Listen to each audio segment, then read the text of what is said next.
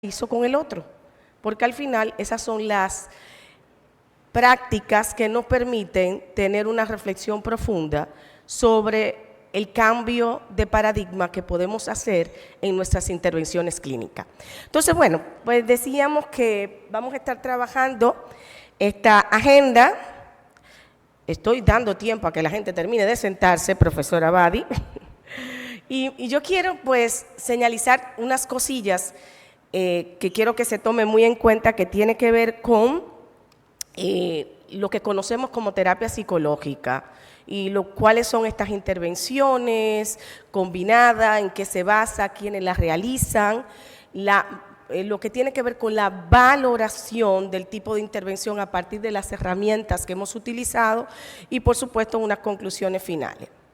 Entonces, cuando hablamos de terapia psicológica, yo quiero señalizar un triángulo de elementos que tiene que ver con esas intervenciones, esas estrategias que van dirigidas a dar respuesta a esos problemas cognitivos, emocionales y comportamentales.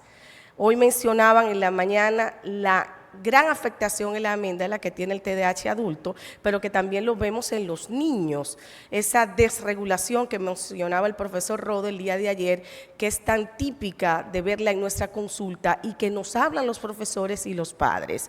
Entonces, quiero buscar algo.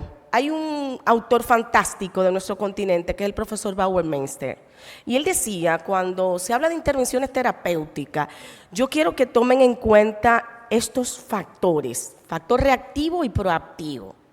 Entonces, ¿a qué llamaba él factor reactivo?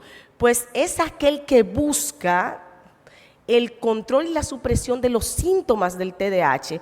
Pero atención aquí, ¿cómo se va a buscar? A través del uso temprano de la farmacología bien empleada, pero también de las herramientas que anteriormente yo mencionaba.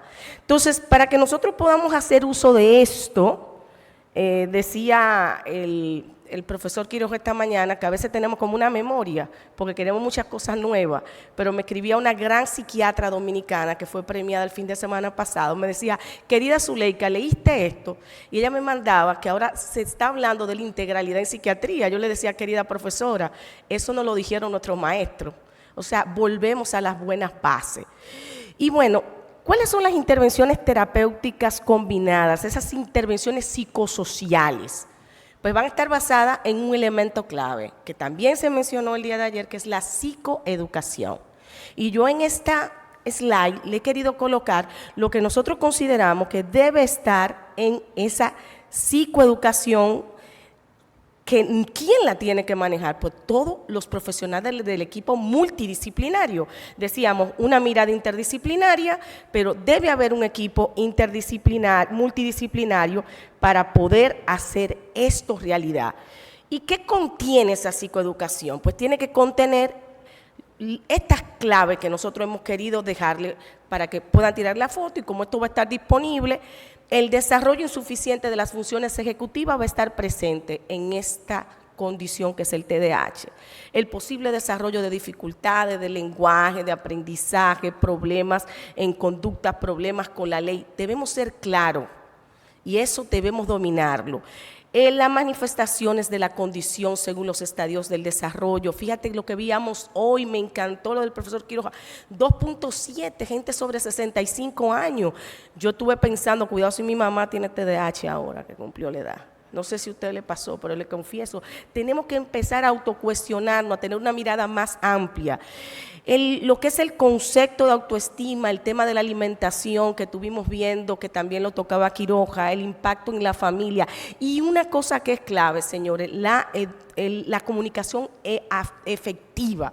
Se le hace muy difícil al paciente, ya sea niño, adolescente, adulto, tener comunicación efectiva. Lo interpretan mal, están en mi contra, cuidado.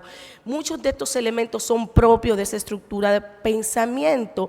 Y decía Carolina Duens, una autora, hay un libro por ahí que en la International World Federation of ADHD, de la mentalización, de cómo mentaliza el TDAH, o sea que es rígido. Entonces, esto es importante y sobre todo el último, la importancia de la farmacoterapia. ¿Y qué es lo que nosotros queremos decir el día de hoy aquí? Señores, esto lo tiene que manejar todo el miembro del equipo multidisciplinario.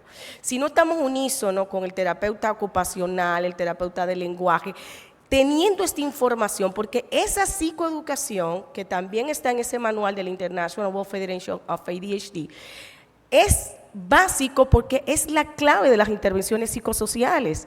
Y dentro de esas intervenciones psicosociales hablamos mucho de las acomodaciones académicas para la edad escolar, pero no podemos olvidar nosotros las acomodaciones laborales. Las acomodaciones laborales se requieren en el paciente adulto con TDAH. ¿Y cuáles son esas acomodaciones? A partir de su necesidad de focus, nosotros tenemos que, como clínicos especialistas en nuestra región, verificar cuáles son las leyes que protegen a este paciente. Decía el profesor Sotulo el día de ayer, todos los links están disponibles en su hospital. Quizá muchos de nosotros no tenemos esos links en nuestro propio hospital, pero sí podemos utilizar mucho de lo que se han expuesto.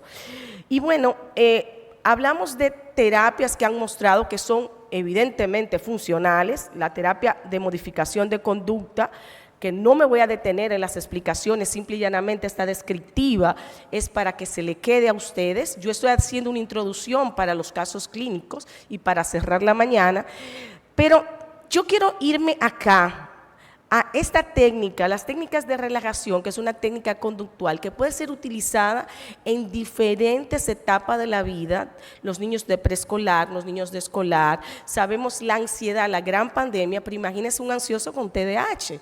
Entonces, estas técnicas de relajación comprobada, regulación de la respiración, el autocontrol, pueden ser efectivas y han demostrado con evidencia que lo son.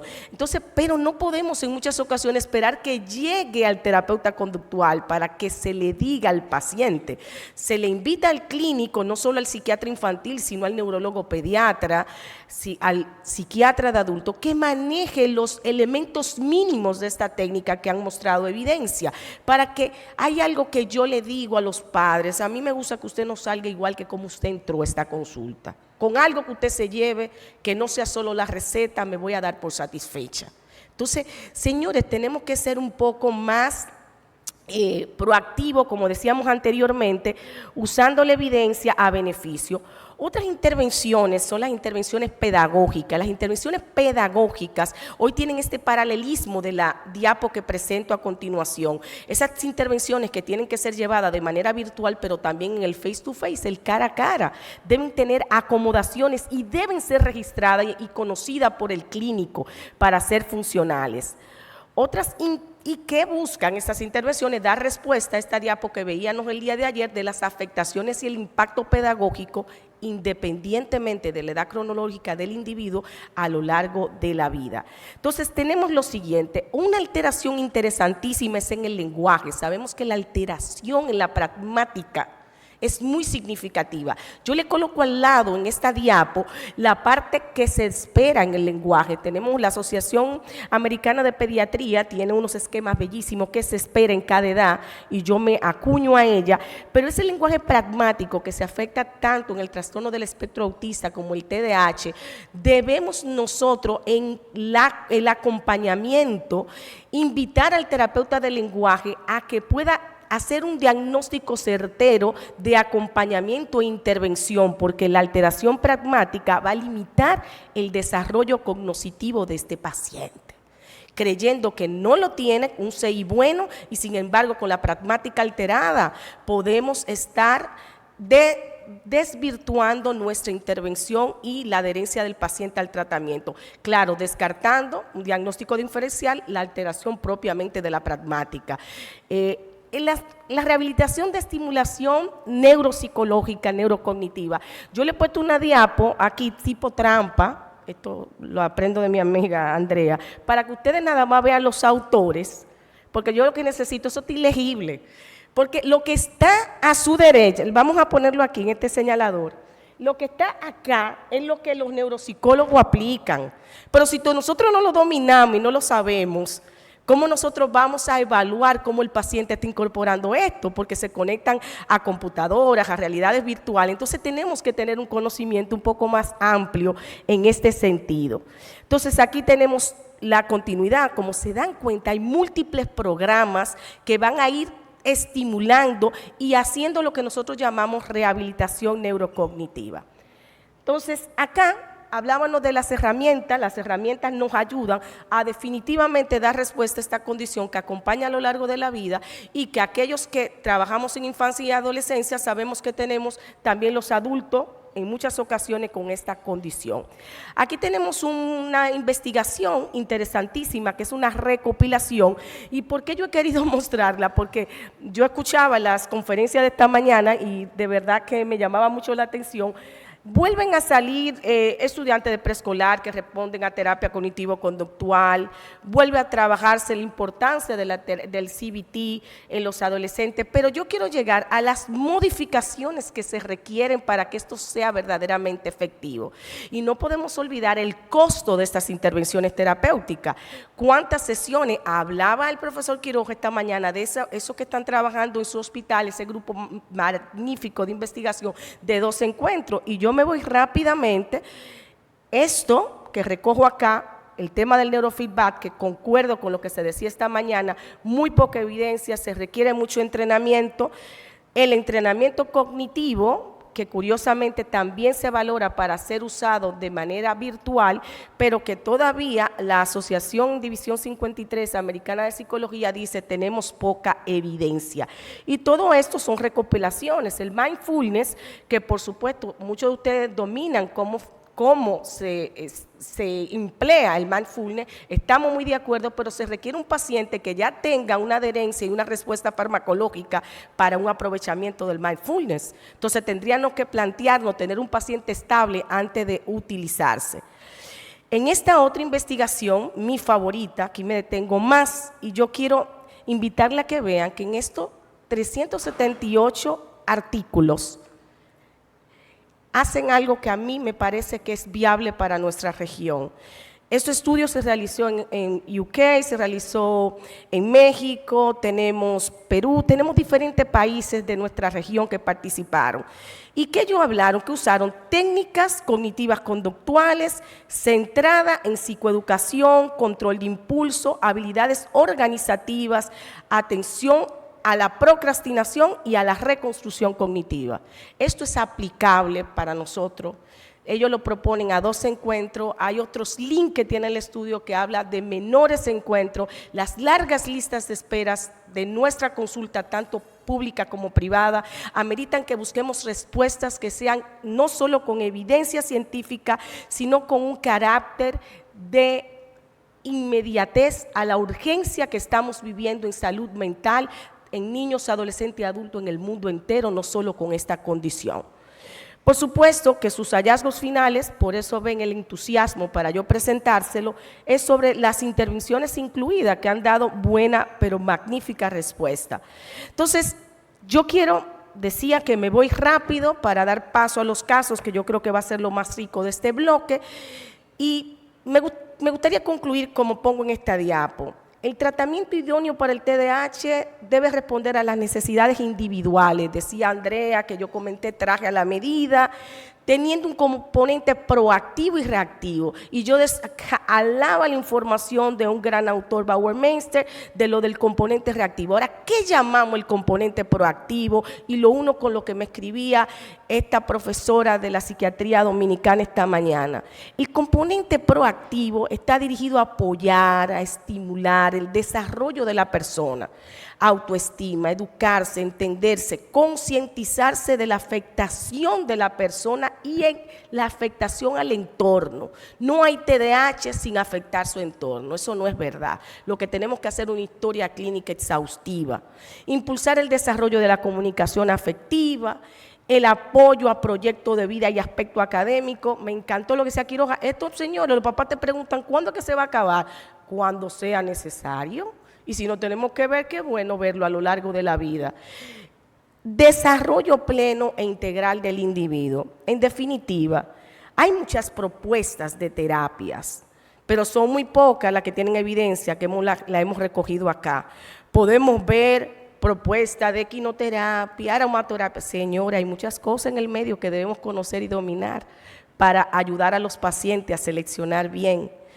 Y como dice aquí, el TDAH amerita que la gente sepa organizarse, planificarse.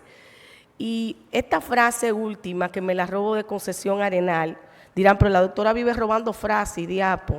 No, pero a eso venimos, a aprender cosas. Entonces dice Concesión Arenal, cuanto más se dividen los obstáculos, son más fáciles de vencer. Es imposible que un cerebro con esta condición, esa simultaneidad, ese multitask, se haga posible de manera efectiva. Seamos capaces de dirigir la información de lo que tiene evidencia científica de forma segmentada y organizada para tener éxito en la adherencia farmacológica y terapéutica de nuestros pacientes. Muchas gracias por su atención.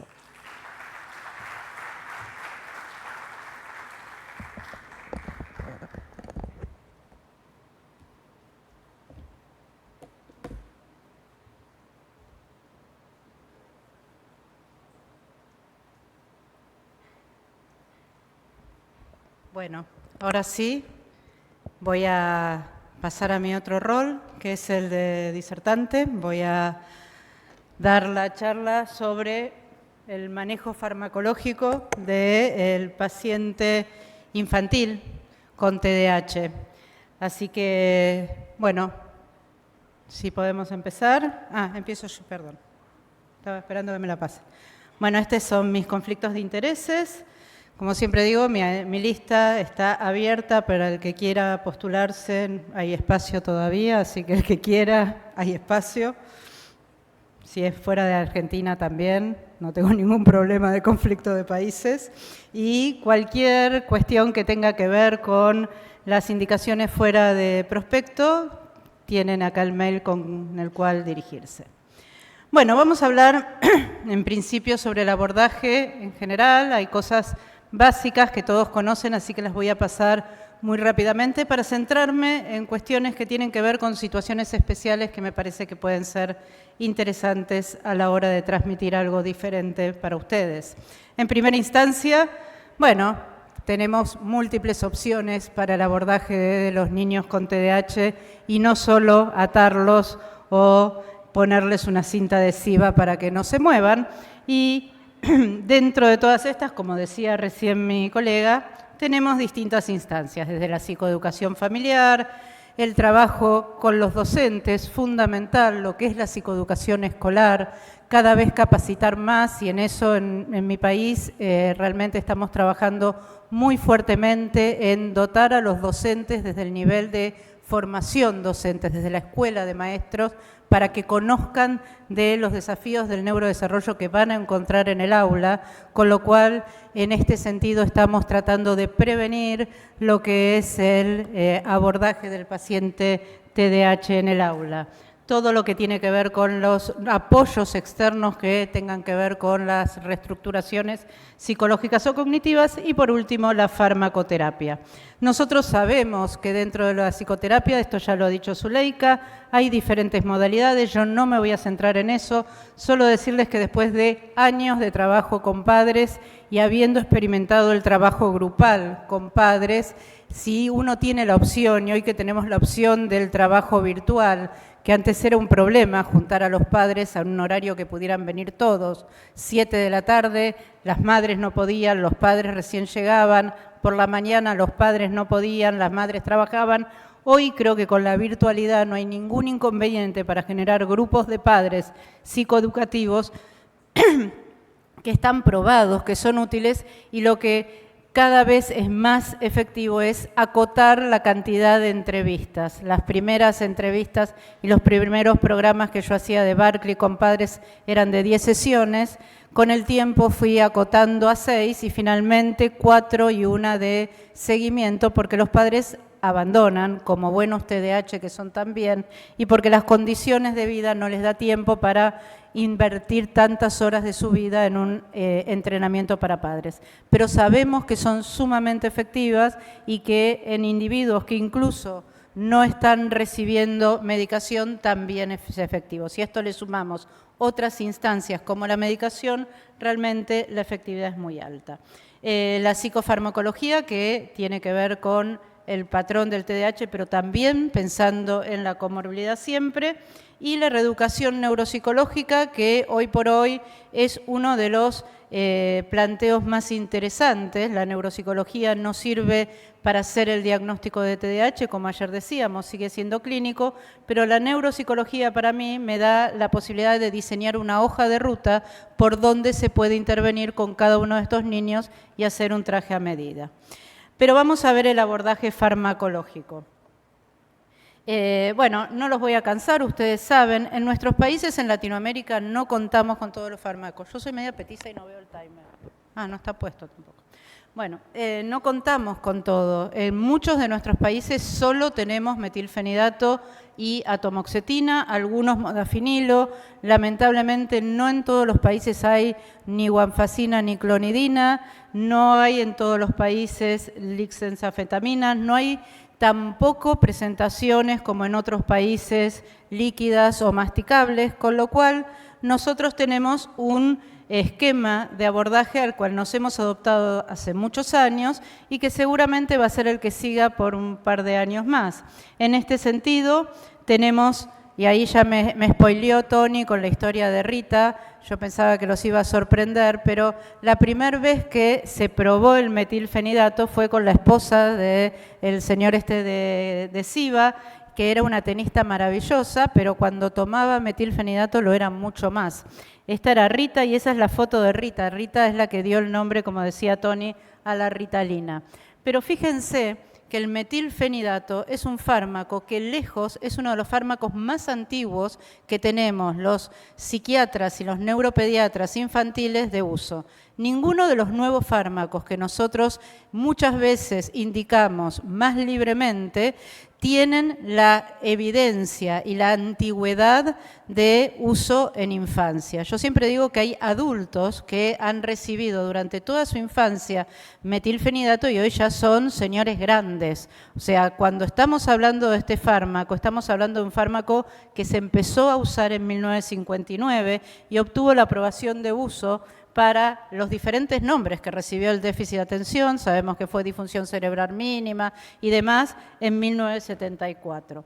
Ahora, cada uno de estos fármacos tiene una implicancia de lo que es el bloqueo de los canales de incorporación de los neurotransmisores a la neurona. Yo no los voy a cansar con esto, pero sencillamente vamos a tener en cuenta que son todos fármacos que actúan sobre el dopamine transporter y el noradrenalin transporter. ¿Qué significa? Que van a aumentar la exposición de los neurotransmisores en espacio intersináptico para sostener mejor la atención, entre otras cosas, teniendo en cuenta que el déficit de atención no solamente es un problema atencional, sino eso que es un trastorno disejecutivo. A mí me parece que llamarlo déficit de atención todavía es una mala prensa, porque realmente tendríamos que hablar de disfunción ejecutiva y lo que le sucede a los individuos es que tienen dificultades en todas las funciones ejecutivas, frías, como son la planificación y la organización, y las cálidas, como es la autorregulación conductual y la autorregulación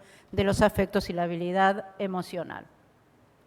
Todas las guías que yo voy a presentar muy rápidamente empiezan obviamente con la psicoeducación. Estas, en honor a Latinoamérica, son las guías que hemos hecho en el Consenso Latinoamericano de TDAH ya hace muchos años, juntos acá con los doctores Juan David Palacio, Zuleika, Paco de la Peña, Eduardo Barragán, infinidad de expertos que nos reunimos en varios años de Latinoamérica, 19 países estábamos representados, pero siempre la primera indicación es trabajar la psicoeducación. No podemos pensar ningún abordaje farmacológico, y esto es en relación de toda la psicopatología, si no hacemos una buena psicoeducación. Y la psicoeducación implica trabajar con los padres y con el contexto académico también. De primera elección, yo voy a ir pasando rápido, hace un rato hablaba Tony de las Canadian, las CADRA, que son unas subclínicas realmente en niños también sumamente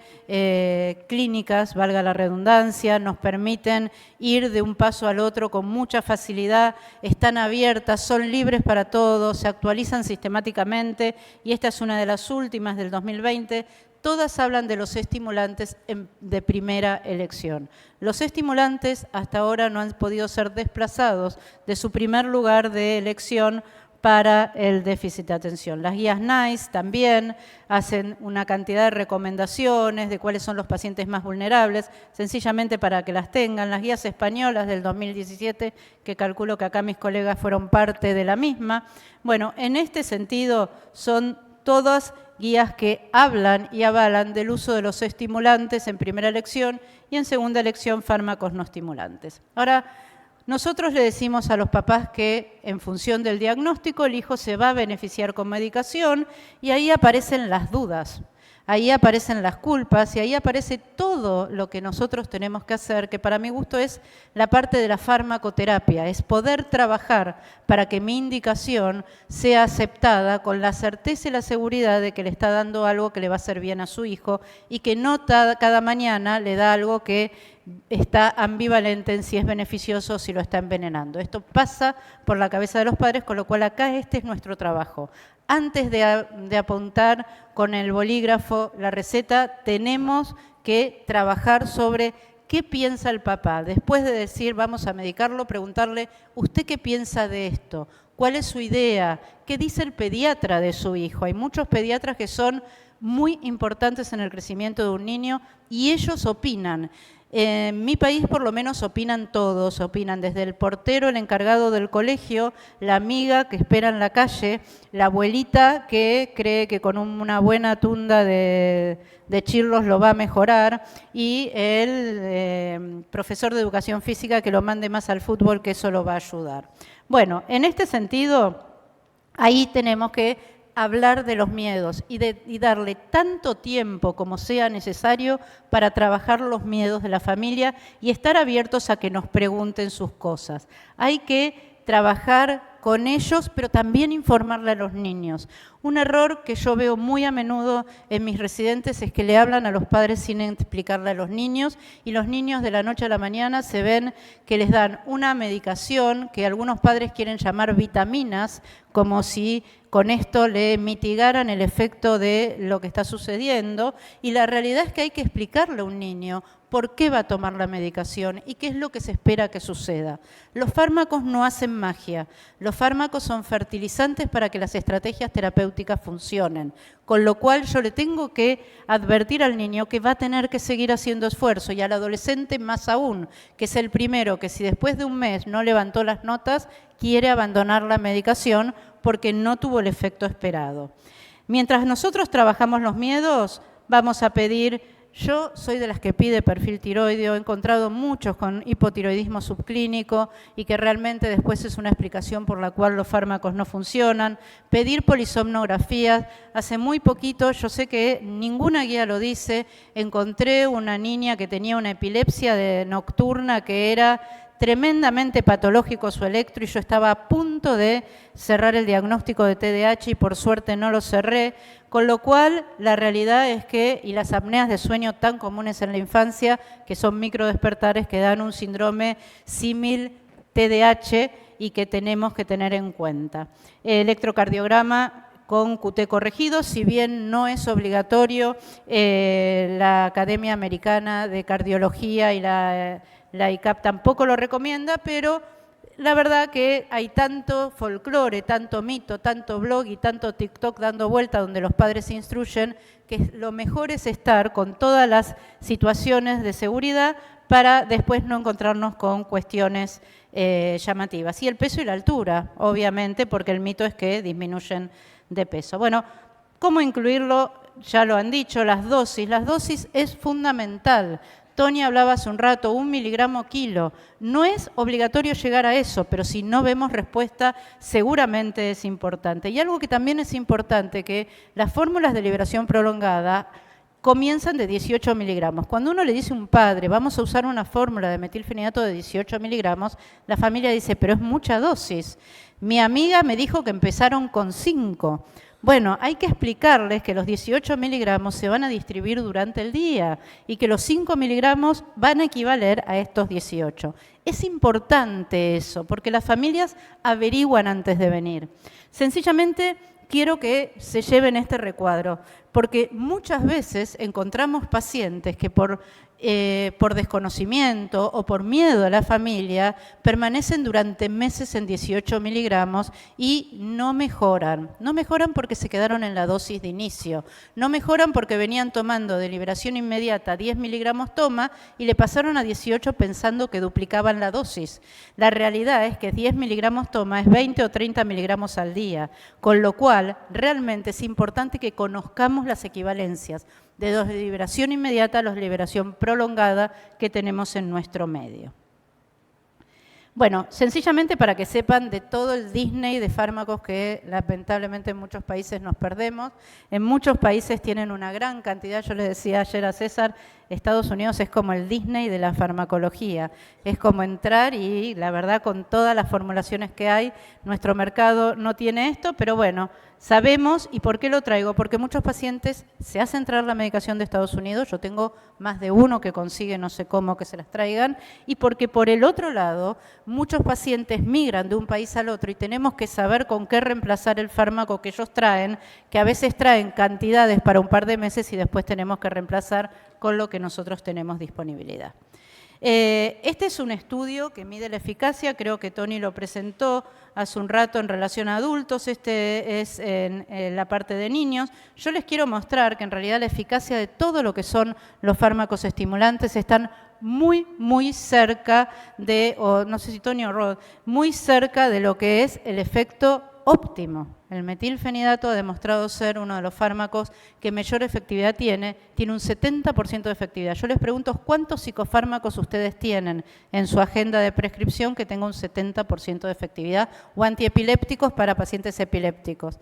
La realidad es que es algo inusitado y en este sentido está mucho más difundido el antimetilfenidato por el folclore periodístico y por el folclore popular que la ciencia todavía estamos en andas para poder hacer. Voy a llegar a las situaciones especiales, que me faltan pocos minutos para dejar a Juan David, y una de las situaciones especiales que yo quiero compartir con ustedes son los pacientes refractarios. ¿Cuántas veces nos llega un paciente y nos dice, no, yo ya tomé o estoy tomando medicación, pero no me sirve? El concepto de refractariedad es muy amplio y en déficit de atención mucho más amplio aún.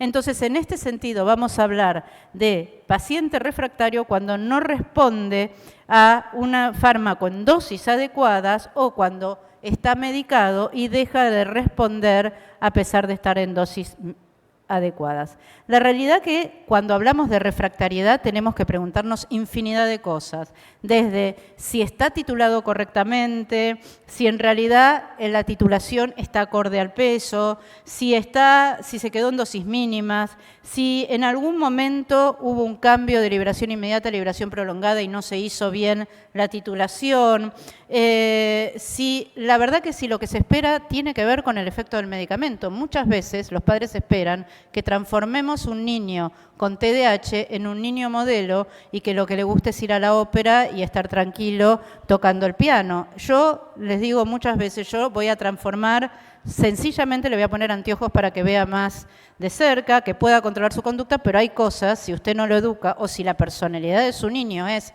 salir a robar por las tardes, yo eso no lo voy a poder corregir con la medicación. Lamentablemente tiene un techo la medicación, como todas las cosas en esta vida. Y en este sentido también pensar si no hay alguna situación que ha descompaginado la cuestión del contexto.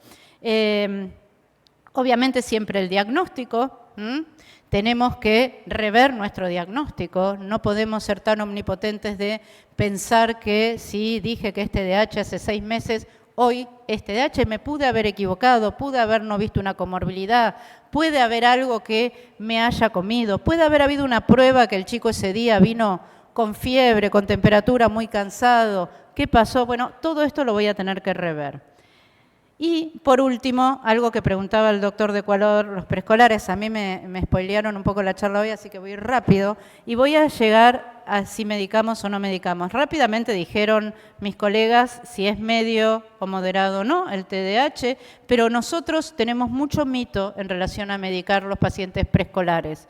Durante muchos años sostuvimos, y posiblemente hace 10 años yo decía, preescolares never lo medico con estimulantes. Hoy sabemos que la utilización de estimulantes en preescolares, en bajas dosis, con titulaciones lentas, en aquellos que tienen una patología severa, es una mejor opción posiblemente a empezar con antipsicóticos, porque el antipsicótico los engorda, les da un perfil metabólico complejo, porque a veces los enlentece mucho y en realidad no es más inocuo que el metilfenidato. Si nosotros conociéramos a largo plazo todos los efectos adversos en profundidad de los antipsicóticos, no sé si lo daríamos con tanta facilidad antes que el metilfenidato.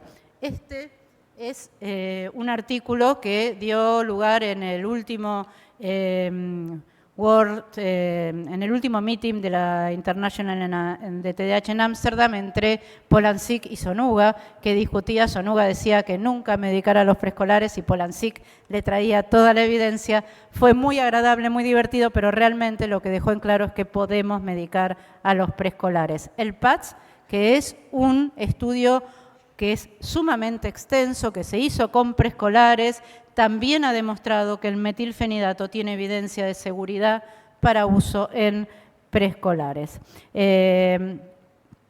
La dosis diaria, fíjense, fue mucho menor a lo que usamos en escolares o en adolescentes, pero realmente deberíamos empezar a pensar que es una opción terapéutica antes de los antipsicóticos. En conclusión, sabemos que el TDAH es mucho más que medicar con un fármaco, que hacer una prescripción. Siempre hay que empezar con la psicoeducación, no hay fármaco que funcione sin eso, y podemos empezar a pensar que el metilfenidato es una medicación adecuada y segura cuando la condición del TDAH es muy, muy severa y hace que el niño pierda o sea expulsado de jardines maternales o que la familia tenga un nivel de estrés tan intenso que no consiga quien se lo cuide ni siquiera por 20 minutos. Muchas gracias.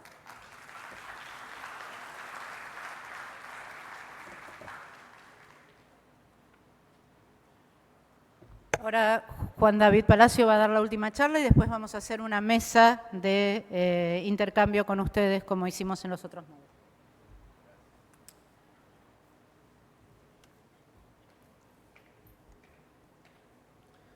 Bueno, muy buenas tardes ya. Muchísimas gracias, Andrea. Vamos a traerles hoy lo que es un caso clínico sobre una comorbilidad en el TDAH. Aquí la idea pues no era traer el caso más complicado y más difícil, sino un caso que nos permitiera pues como ir paso a paso haciendo algunos comentarios que hemos compartido